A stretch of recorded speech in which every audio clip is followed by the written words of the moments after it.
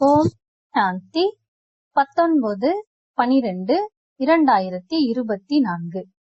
இனிமையான குழந்தைகளே, இந்த புருஷோத்தம சங்கம யுகம் மாற்றம் ஏற்படுத்துவதற்கான யுகம். இப்போது நீங்கள் தாழ்ந்த நிலையிலிருந்து உயர்ந்த ஆத்மாவாக ஆக வேண்டும். கேள்வி: பாபாவுடன் கூடவே எந்த குழந்தைகளின் மகிமையும் பாடப்படுகின்றது? பதில்: யார் ஆசிரியராக ஆகி அநேகருக்கு நன்மை செய்வதற்காக நிமித்தமாக ஆகியிருக்கிறார்களோ அவர்களின் மகிமையும் பாபாவுடன் கூடவே பாடப்படுகின்றது. செய்பவர் செய்விப்பவராகிய பாபா குழந்தைகள் மூலமாக அநேகருக்கு நன்மை செய்விக்கிறார். ஆக குழந்தைகளுக்கும் மகிமை ஆகிவிடுகின்றது.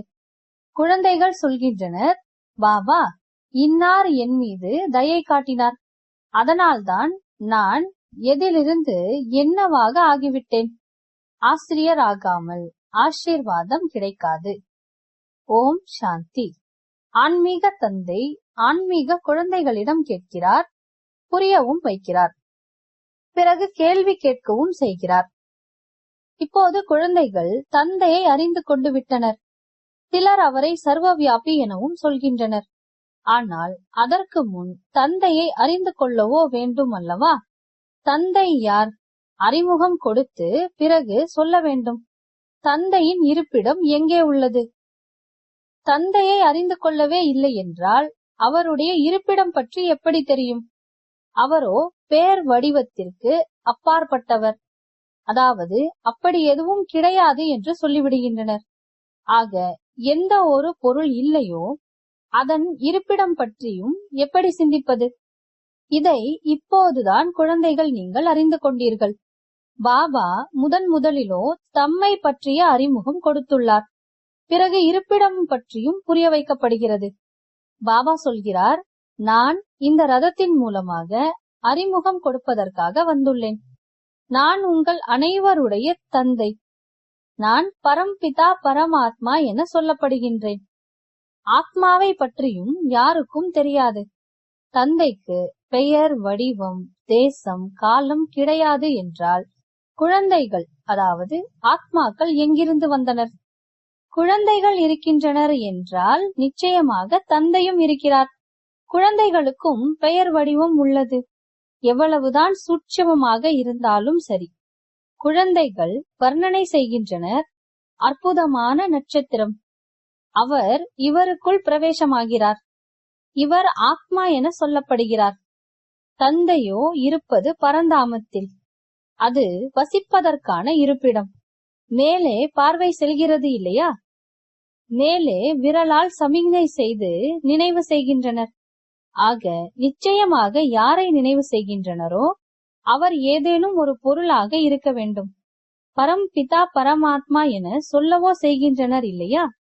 பிறகும் பெயர் வடிவத்திற்கு அப்பாற்பட்டவர் என சொல்வது அஞ்ஞானம் எனப்படும். தந்தையை அறிந்து கொள்வது ஞானம் என சொல்லப்படும். இதையும் நீங்கள் புரிந்து கொண்டிருக்கிறீர்கள். நாம் முதலில் அஞ்ஞானியாக இருந்தோம். தந்தை பற்றி அறியாமல் இருந்தீர்கள். தன்னை பற்றியும் அறியாதிருந்தீர்கள். இப்போது புரிந்து கொண்டீர்கள். நாம் ஆத்மா, ஷரீரம் அல்ல. ஆத்மா அழியாதது என சொல்லப்படுகிறது என்றால் நிச்சயமாக அது ஏதோ ஒரு பொருள்தான் இல்லையா? குழந்தைகளுக்கு நல்லபடியாக புரிய வைக்கப்பட்டுள்ளது. இனிமையிலும் இனிமையான குழந்தைகளே, யாரை குழந்தைகளே குழந்தைகளே என அழைக்கின்றனரோ அந்த ஆத்மாக்கள் அவிநாசி. இதை ஆத்மாக்களின் தந்தை பரம்பிதா பரமாத்மா வந்து புரிய வைக்கிறார். இந்த விளையாட்டு கல்பத்தில் ஒரு முறை மட்டுமே நடைபெறுகின்றது. அப்போது பாபா வந்து குழந்தைகளுக்கு தமது அறிமுகம் தருகிறார். நானும் இந்நாடகத்தில் பாகதாரி. எப்படி எனது பாகத்தை நடிக்கிறேன் என்பதும் உங்களுடைய புத்தியில் உள்ளது. பழைய, அதாவது பத்தீத்த ஆத்மாவை புதிய தூய்மையானதாக ஆக்குவதற்காக வருகிறார் என்றால் பிறகு உங்களுடைய சரீரமும் கூட அங்கே தூய்மையானதாக இருக்கும்.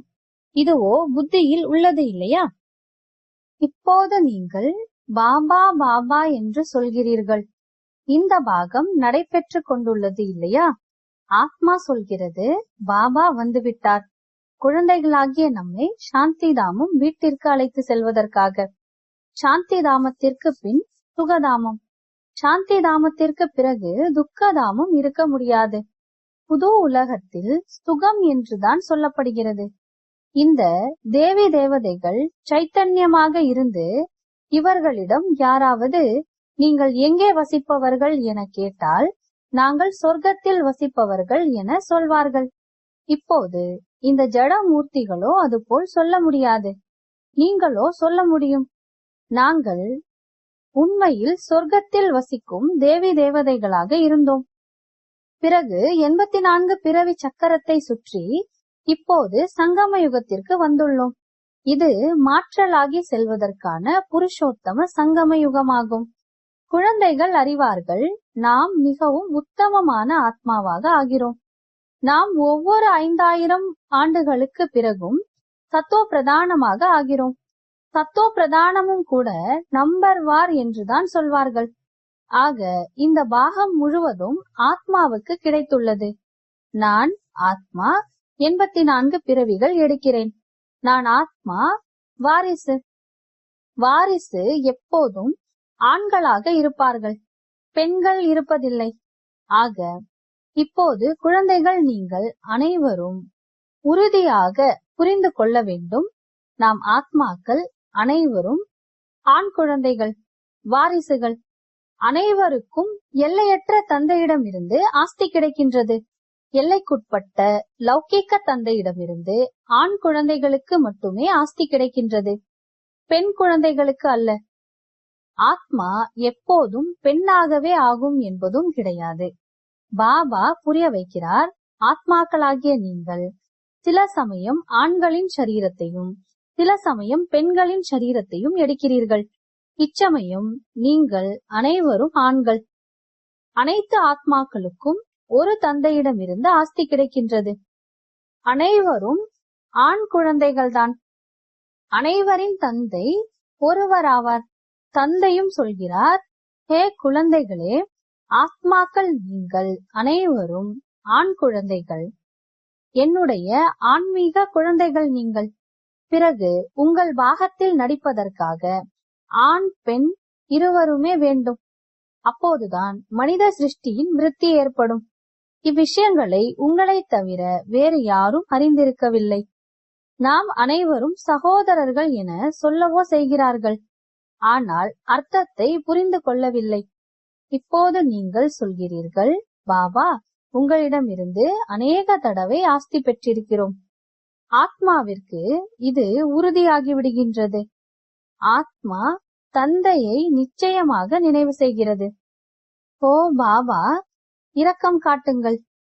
பாபா, இப்போது நீங்கள் வாருங்கள், நாங்கள் அனைவரும் உங்கள் குழந்தைகளாக ஆவோம். தேகத்துடன் கூடவே தேகத்தின் அனைத்து சம்பந்தங்களையும் விட்டு நாங்கள் ஆத்மா உங்களை மட்டுமே நினைவு செய்வோம். பாபா புரிய வைத்துள்ளார், தன்னை ஆத்மா என உணர்ந்து தந்தையாகிய என்னை நினைவு செய்யுங்கள். பாபாவிடமிருந்து நாம் ஆஸ்தியை எப்படி பெறுகிறோம்? ஒவ்வொரு 5000 ஆண்டுகளுக்கு பிறகும் நாம் தேவதையாக எப்படி ஆகிறோம்? இதையும் அறிந்து கொள்ள வேண்டும் இல்லையா? சொர்க்கத்தின் ஆஸ்தி யாரிடமிருந்து கிடைக்கின்றது? இதை இப்போதுதான் நீங்கள் புரிந்து கொள்கிறீர்கள். பாபாவோ சொர்க்கவாசி கிடையாது. குழந்தைகளை சொர்க்கவாசி ஆக்குகிறார். அவரே நரகத்தில் தான் வருகிறார். நீங்கள் பாபாவை அழைப்பதும் நரகத்தில்தான். நீங்கள் தமோ பிரதானமாக ஆகும் பொழுது இது தமோ பிரதான உலகம் இல்லையா? சத்தோ பிரதான உலகமாக இருந்தது. 5000 ஆண்டுகளுக்கு முன் இவர்களின் ராஜ்யம் இருந்தது. இவ்விஷயங்களை, இந்த படிப்பை இப்போது நீங்கள் தான் அறிந்து கொள்கிறீர்கள். இது மனிதனிலிருந்து தேவதை ஆவதற்கான படிப்பாகும். மனிதரிலிருந்து தேவதை ஆக்குவதற்கு பகவானுக்கு அதிக நேரம் ஆவதில்லை.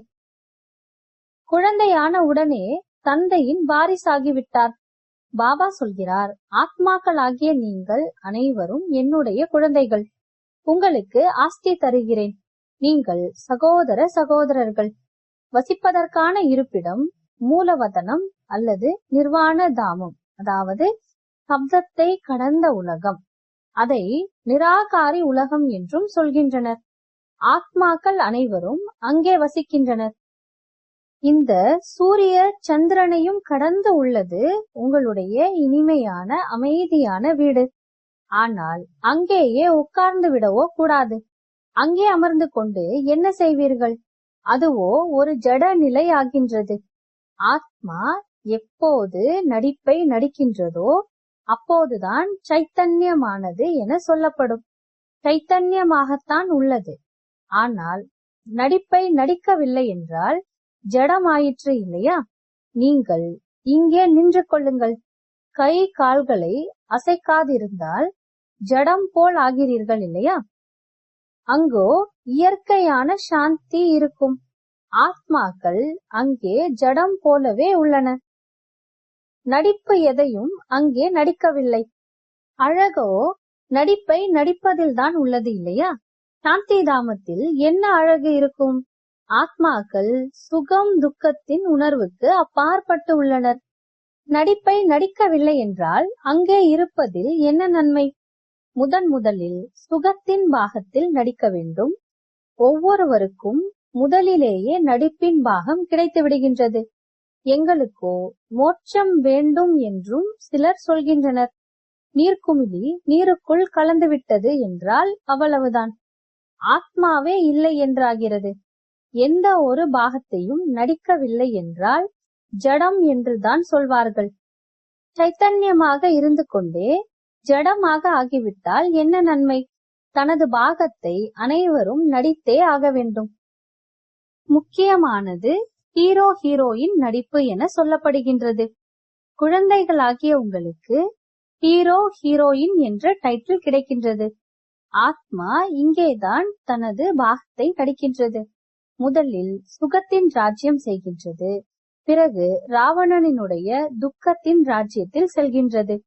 இப்போது பாபா சொல்கிறார், குழந்தைகள், நீங்கள் அனைவருக்கும் இந்த செய்தியை சொல்லுங்கள். ஆசிரியராகி மற்றவர்களுக்கு புரிய வையுங்கள். யார் ஆசிரியராக ஆவதில்லையோ அவர்களின் பதவி குறைந்ததாக ஆகிவிடும். ஆசிரியராக ஆகாமல் யாருக்கும் ஆசீர்வாதம் எப்படி கிடைக்கும்? யாருக்காவது பைசா கொடுத்தால் அவர்களுக்கு குஷி ஏற்படும் இல்லையா? உள்ளுக்குள் புரிந்து கொண்டுள்ளனர். பிகே நம் மீது மிகுந்த கருணை காட்டுகின்றனர். நம்மை எதிலிருந்து எதுவாக ஆக்கிவிடுகின்றனர். இவ்வாறே மகிமை ஒரே ஒரு தந்தைக்கு தான் செய்கின்றனர். ஆஹா பாபா, தாங்கள் இந்த குழந்தைகள் மூலம் எங்களுக்கு எவ்வளவு நன்மை செய்கிறீர்கள். யார் மூலமாவது நடைபெறுகிறது இல்லையா? பாபா செய்பவர் செய்விப்பவர் உங்கள் மூலமாக செய்விக்கிறார். உங்களுக்கு நன்மை ஏற்படுகிறது. ஆக நீங்கள் பிறகு மற்றவர்களுக்கு நாற்று நட்டு வைக்கிறீர்கள். யார் எப்படி எப்படி சேவை செய்கின்றனரோ அவ்வளவு உயர்ந்த பதவி பெறுகிறார்கள். ராஜாவாக ஆக வேண்டுமானால் பிரஜைகளையும் உருவாக்க வேண்டும். பிறகு யார் நல்ல நம்பரில் வருகின்றனரோ அவர்களும் ராஜா ஆகின்றனர். மாலை உருவாகிறது இல்லையா? தன்னைத்தான் கேட்க வேண்டும், நாம் எந்த நம்பரில் வருவோம்? 9 ரத்தினங்கள் முக்கியமானவை இல்லையா? நடுவில் இருப்பவர் வைரமாக ஆக்குபவர். வைரத்தை நடுவில் வைக்கின்றனர். மாலையில் மேலே பூவும் உள்ளது இல்லையா? கடைசியில் உங்களுக்கு தெரிய வரும் எத்தகைய முக்கிய மணிகளாக ஆகிறார்கள். அவர்கள் ராஜ பரம்பரையில் வருவார்கள். கடைசியில் உங்களுக்கு நிச்சயமாக சாட்சாத்காரம் ஆகும். எப்படி இந்த தண்டனைகள் எல்லாம் பெறுகிறோம் என்பதை பார்ப்பீர்கள். ஆரம்பத்தில் திவ்ய திருஷ்டியில் நீங்கள் சூக்ஷ்ம வதனத்தில் பார்த்தீர்கள். இதுவும் குப்தமாக உள்ளது. ஆத்மா தண்டனைகளை எங்கே பெறுகிறது? இதுவும் டிராமாவில் பதிவு உள்ளது. கர்ப்ப ஜெயிலில் தண்டனைகள் கிடைக்கின்றன. ஜெயிலில் தர்மராஜரை பார்க்கின்றனர். எங்களை வெளியில் கொண்டு வாருங்கள் என்று பிறகு சொல்கின்றனர். நோய்கள் முதலியவை ஏற்படுகின்றன. அதுவும் கர்மத்தின் கணக்கு இல்லையா? இவை அனைத்தும் புரிந்து கொள்ள வேண்டிய விஷயங்களாகும். பாபாவோ நிச்சயமாக சரியானதை தான் சொல்வார் இல்லையா? இப்போது நீங்கள் நேர்மையானவர்களாக ஆகிறீர்கள். யார் பாபாவிடம் இருந்து சக்தி பெறுகிறார்களோ அவர்கள்தான் நேர்மையானவர்கள் என சொல்லப்படுகிறார்கள். நீங்கள் உலகத்தின் எஜமானர் ஆகிறீர்கள் இல்லையா? அங்கே எவ்வளவு சக்தி இருக்கிறது! தொந்தரவுகள் முதலியவற்றின் எந்த ஒரு விஷயமும் இருக்காது. சக்தி குறைவு என்றால் எவ்வளவு தொந்தரவுகள் ஏற்படுகின்றன! குழந்தைகளாகிய உங்களுக்கு அரை கல்பத்திற்கான சக்தி கிடைக்கின்றது. பிறகும் கூட நம்பர்வார் புருஷார்த்தத்தின் அனுசாரம்தான். ஒரே மாதிரியான சக்தியை அடைய முடியாது. ஒரே மாதிரியான பதவியும் பெற முடியாது. இதுவும் முதலிலேயே விதிக்கப்பட்டதாகும். டிராமாவில் அனாதியாக விதிக்கப்பட்டுள்ளது. சிலர் கடைசியில் வருகின்றனர். ஓரிரு பிறவிகள் எடுத்த பின் சரீரம் விட்டு விடுகின்றனர். எப்படி தீபாவளியின் போது ஈசல் உள்ளன. இரவில் பிறந்து காலையில் இறந்து விடுகின்றன. அவையோ எண்ணற்றவையாக உள்ளன. முதலில் வரும் ஆத்மாக்களுக்கு ஆயுள் அதிகமாக உள்ளது. குழந்தைகளாகிய உங்களுக்கு குஷி இருக்க வேண்டும். நாம் மிக அதிக ஆயுள் உள்ளவர்களாக ஆவோம். நீங்கள் முழு பாகத்தையும் நடிக்கிறீர்கள். நீங்கள் எப்படி முழு பாகத்தையும் நடிக்கிறீர்கள் என்பது பற்றி பாபா உங்களுக்கு தான் சொல்லி புரிய வைக்கிறார். படிப்பின் அனுசாரம் மேலிருந்து நடிப்பை நடிப்பதற்காக வருகிறீர்கள். உங்களுடைய இந்த படிப்பே புது உலகத்திற்கானது. பாபா சொல்கிறார், அநேக தடவைகள் உங்களுக்கு படிப்பிக்கிறேன். இந்த படிப்பு அழிவற்றதாக ஆகிவிடுகின்றது. அரை கல்பம் நீங்கள் பலனை அனுபவிக்கிறீர்கள். அந்த அழியக்கூடிய படிப்பின் மூலம் சுகமும் அல்ப காலத்திற்கு தான் கிடைக்கிறது. இப்போது யாராவது வக்கீல் ஆகிறார் என்றால் பிறகு கல்பத்திற்கு பிறகு வக்கீலாக ஆவார்கள். இதையும் நீங்கள் அறிவீர்கள். அனைவருக்கும் என்னென்ன பாகம் உள்ளதோ அதே பாகத்தை கல்ப கல்பமாக நடித்து கொண்டே இருப்பார்கள். தேவதையானாலும் சரி, சூத்திரரானாலும் சரி, ஒவ்வொருவரின் பாகமும் கல்ப கல்பமாக நடித்தது போலவே அதேதான் இருக்கும். அதில் எந்த ஒரு வேறுபாடும் இருக்காது. ஒவ்வொருவரும் அவரவர் பாகத்தை நடித்து கொண்டே இருக்கின்றனர். இது முழுவதும் உருவாக்கப்பட்ட ஒரு விளையாட்டு. புருஷார்த்தம் பெரியதா அல்லது பலன் பெரியதா என கேட்கிறார். இப்போது புருஷார்த்தம், அதாவது முயற்சி இல்லாமலோ பலன் கிடைப்பதில்லை. டிராமாவின் அனுசாரம் புருஷார்த்தத்தினால் பலன் கிடைக்கிறது. ஆக சுமை முழுவதும் டிராமாவின் மீது வந்து விடுகிறது. புருஷார்த்தம் சிலர் செய்கின்றனர், சிலர் செய்வதில்லை. வரவும் செய்கின்றனர், பிறகு புருஷார்த்தம் செய்வதில்லை என்றால் பலன் கிடைப்பதில்லை. முழு உலகிலும் என்ன நடிப்பு நடைபெறுகின்றதோ அது முழுவதும் உருவாக்கப்பட்ட டிராமா. ஆத்மாவுக்குள் முதலிலேயே பாகம் விதிக்கப்பட்டுள்ளது, ஆரம்பத்திலிருந்து கடைசி வரை. எப்படி ஆத்மாவாகிய உங்களுக்குள் 84 பிறவிகளின் பாகம் அடங்கியுள்ளது. வைரம் போலவும் உருவாகின்றது, தோழி போலவும் உருவாகின்றது. இந்த அனைத்து விஷயங்களையும் நீங்கள் இப்போதுதான் கேட்கிறீர்கள். பள்ளிக்கூடத்தில் யாராவது ஃபெயில் ஆகிவிட்டால் இவர் புத்தியற்றவர் என சொல்வார்கள். தாரணை ஆவதில்லை. இது வெரைட்டி மரம், விதவிதமான தோற்ற அமைப்புகள் என்று சொல்லப்படுகிறது. இந்த விதவிதமான மரத்தினை பற்றி ஞானத்தை பாபாதான் புரிய வைக்கிறார். கல்ப விருட்சத்தை பற்றியும் புரிய வைக்கிறார். ஆல மரத்தின் உதாரணமும் இது பற்றி உள்ளது. அதனுடைய கிளைகள் அதிகம் பரவுகின்றன. குழந்தைகள் புரிந்து கொண்டுள்ளனர். ஆத்மாவாகிய நாம் அழிவற்றவர்கள்.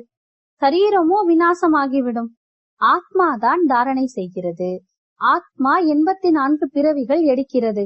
சரீரமோ மாறிக்கொண்டே செல்கிறது. ஆத்மா அதேதான். ஆத்மாதான் வெவ்வேறு சரீரங்களை எடுத்து பாகத்தை நடிக்கின்றது. இது புது விஷயம் இல்லையா?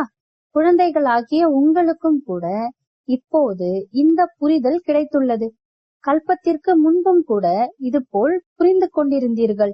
பாபா வருவதும் கூட பாரதத்தில்தான். நீங்கள் அனைவருக்கும் செய்தி கொடுத்து கொண்டே இருக்கிறீர்கள். செய்தி கிடைக்காதவர்கள் என்று யாருமே இருக்க மாட்டார்கள். செய்தியை கேட்பது அனைவருக்குமான உரிமையாகும்.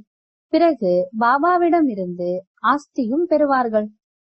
கொஞ்சமாவது கேட்பார்கள் அல்லவா? பிறகும் கூட பாபாவின் குழந்தைகள் அல்லவா?